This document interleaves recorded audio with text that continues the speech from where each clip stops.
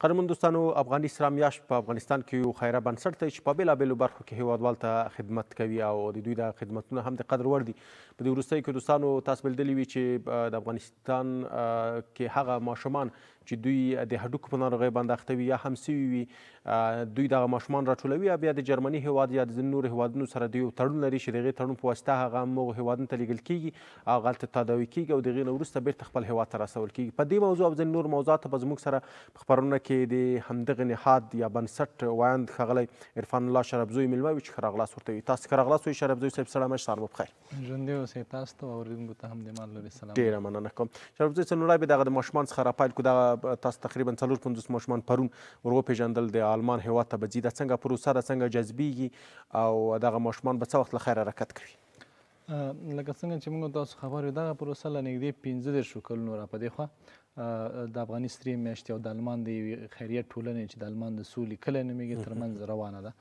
هر کال د یو تړون پر اساس باندې هغه ناروغ ماشومان چې بدن یې سخت سوځېدلی وي او یا یې هډوکي سخت مات وي، په افغانستان کې هغسې درملنه ناشونې وي کومه چې موږ غواړو، نو دوی 2 ځل آلمان هیواد ته لیږدول کېږي او هلته یې تداوي کېږي چې یو ځل د کال په سر کې، بیا دویم ځل د کال په نیمایي کې. نو تر اوسه پورې دغه پروسه کې 4900 ماشومان په 15 کلونو کې د افغاني سترې میاشتې لوري آلمان هیواد ته لیږدول شوي دي، تداوي شوي او بېرته راغلي دي، چې اوس هم سبا به 450 هغه نوي ماشومان چې هډوکي مات دي او سخت سوځېدلي دي آلمان هیواد ته لیږدول کېږي، هلته به تداوي کېږي او بېرته به 6 میاشتې وروسته راګرځي. او 8 هغه ماشومان چې 6 میاشتې مخکې آلمان ته لیږدول شوي وو، هغه به سبا بېرته هیواد ته راګرځي.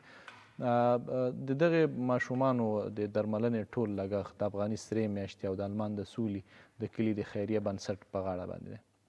په دوی کې پوره شفافیت دی، یعنی هغه ماشوم چې کم په دغه مرض مبتلا وي او یا په داخل په د هیواد کې درملنه شونې وي، هغه دلته درملنه کېږي. خو کوم چې دلته یې ناشونې وي درملنه، یعنی مخ یې داسې سوځېدلی وي چې هغه دلته بېرته خپل عادي حالت ته نه راګرځي، ډېر بد لیدل کېږي، یا هډوکي دا ډول مات وي چې هغه بېرته خپل عادي حالت ته نه ګرځي، نو دا د ډاکټرانو له لوري بررسي کېږي، دوی په ډېر شفافیت سره لیدل کېږي، کتل کېږي، بیا غوره کېږي او آلمان هیواد ته په کال کې 2 ځل لیږدول کېږي. ډېره مننه کوم.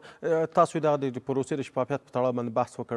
د خپله آلمانیان بیا دغه ماشومان چې کوي، یعنې هغه طبي معاینات یې ترسره کوي، خپله دلته په افغانستان کې کوم ډاکټران چې دي دغه په شریکه پروسه مخې ته وړل کېږي، خو چون د دوی تداوي د آلمان هیواد په غاړه ده چې هلته به د سولې کلي خیریه بنسټ ترسره کوي، نو انتخاب کوم ډاکټر چې کله یو ځل موږ دوی وګورو، بیا د آلمان هیواد څخه راغلو ډاکټرانو ته وړاندې شي، نو هغوی بیا هغه وروستۍ پرېکړه کوي چې کوم ناروغ د دې وړ ده چې انتقال دي شي، کوم نه دی.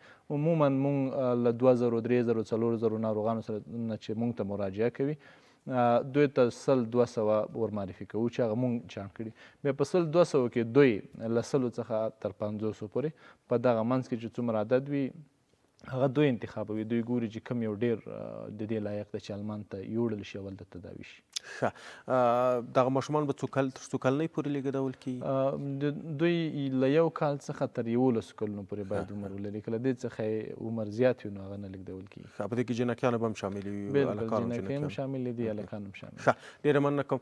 دا هغه پروسه وه چې خدای وکړي چې دغسې ادامه وکړي، ځکه دلته په افغانستان کې ډېری داسې ماشومان دي چې دغسې سوي وي، هډوکي داسې مات شوي چې بېرته نه جوړېږي، ټول عمر لپاره معلول ترې جوړېږي. خو مننه کوم موږ د آلمان دغو بنسټ څخه او له تاسو څخه چې دغه ماشومان ورپېژنئ.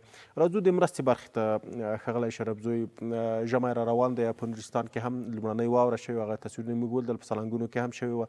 د مرستو رسولو لپاره تاسو د ژمي د راتګ سره کوم پلانونه لرئ او څه هم د خیر ترسره کړي دي؟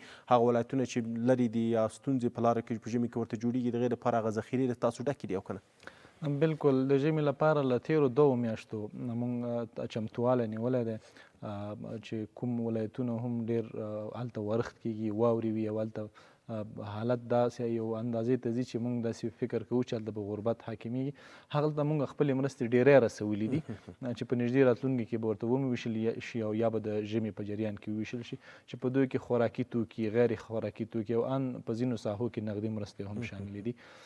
دا هغه عادي مرستې دي چې افغاني سره میاشتې ترسره کوي. مګم د دې ترڅنګ چون را روان ژمی د دې ده چې خلکو ته ډېرې مرستې ورسیږي. افغاني سرې میاشتې په ټول هیواد کې د عادي پلان ترڅنګ 80,000 نورو کورنیو ته مرستې چمتو کړي چې دا به ټولې په هغو سیمو کې ویشل کېږي چې هلته ژمی ډېر سخت وي. یوه څه چې یادونه ده د افغاني سرې میاشتې هغه د ټولنې ښه والی دا دی چې د هېواد په بېلابېلو برخو کې رضاکاران هم لري، تاسو سره مرستې کوي. دا رضاکارانو لړۍ اوس هم روانه ده؟ شته دي، زیات شوي، کم شوي، څنګه دي؟ بالکل د رضاکارانو لړۍ اوس هم روانه ده. په تیر کې د رضاکارانو پروسه چون یو څه ټکنه شوي وه، حالات دغسې وو. افغاني سرې میاشتې 1.5 رضاکاران درلوده چې دغه شمېر یې په تېرو څو کلونو کې راکم شوی و. اوس له تېرو څو میاشتو دغه پروسه بیا ټکنه شوې وه. په ټول هېواد کې هره ورځ نوي رضاکاران جلبېږي دوی ته چې کوم لازم مروزنه ده، ټریننګونه دي د پیښو په برخه کې، د ژغورنې په برخه کې، د لومړنیو طبي مرستو په برخه کې، د ښوونې په برخه کې دغه روزنه دوی ته جریان لري چې تېره ورځ هم په پروان او جالبات او هلمند او روزګان ولایتونو کې دوی ته ورکشاپونه ورکول شو، په مرکز کې ورکشاپونه ورکول شو. افغاني سره میاشت هوډ لري چې د خپلو رضاکارانو شمېر لسګونه زرو ته ورسوي. چون هېواد شاوخوا 50,000 کلي لري. افغاني سره میاشت په دې هوډ ده چې په هر کلي کې باید کم تر کمه 2 رضاکاران ولري چې په وخت افغاني سرې میاشت ته خبر ورکړي د هرې پیښې، د هر مشکل افغاني سره میاشت زر هلته رسیدګي وکړي.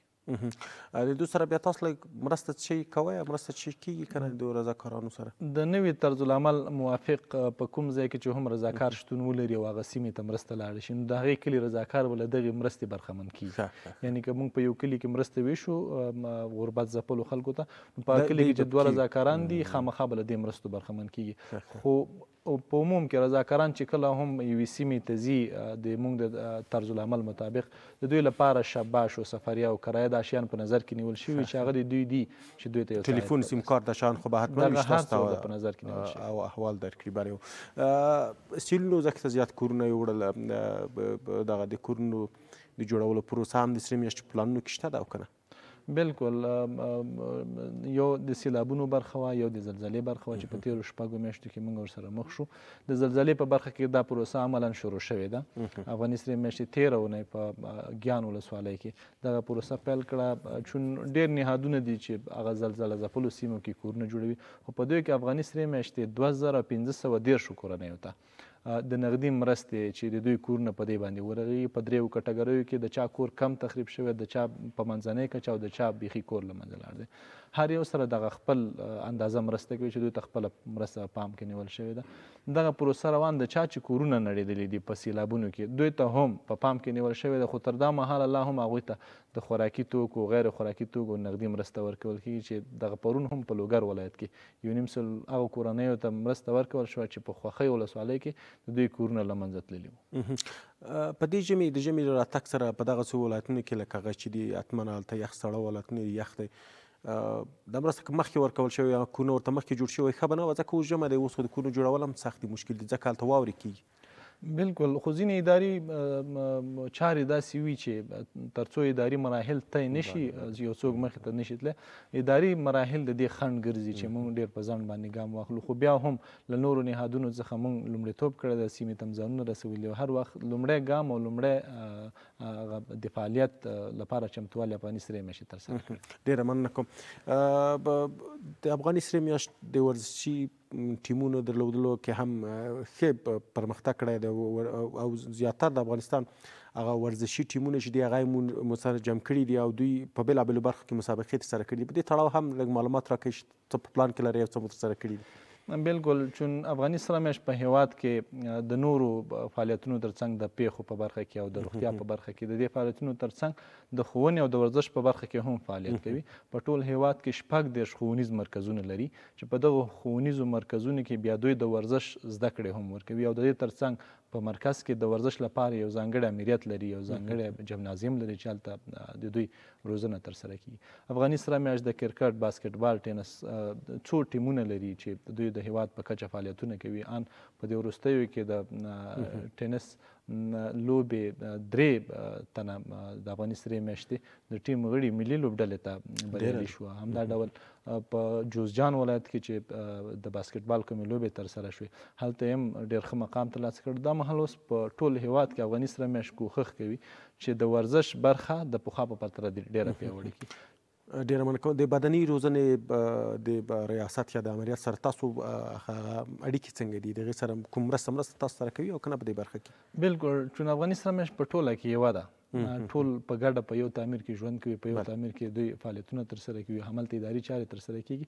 موږ روزمره له هغوی سره په دې باره کې غږیږو چې چارې څنګه مخې ته لاړې شي، چارې څنګه ښې سمبال شي. مطلب بدني روزنې ریاست اولمپیک ادارې دي، دغه خلک تاسو سره په اړیکه کې دي؟